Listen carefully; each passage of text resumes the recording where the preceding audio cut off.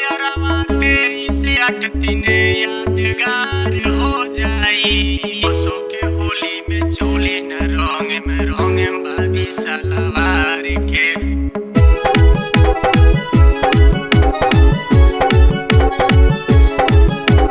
चलो सयरवा 23 8 यादगार हो जाई। चलो सयरवा 23 8 यादगार हो जाई। असो के होली में चोली न रंग में, असो के होली में चोली न रंग में भाभी सलवार के।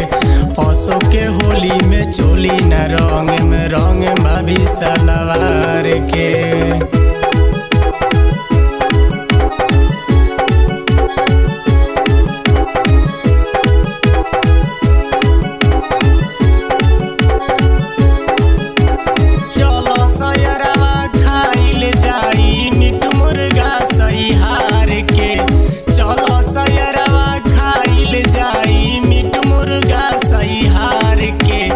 असो के होली में चोली न रंग में, असो के होली में चोली न रंग में ढोड़ी के नीचे चियार के।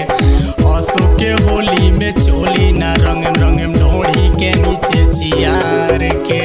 अरे बुझलू ए हमारा भैया के मऊगी। चलो सयरवा 23 8 यादगार हो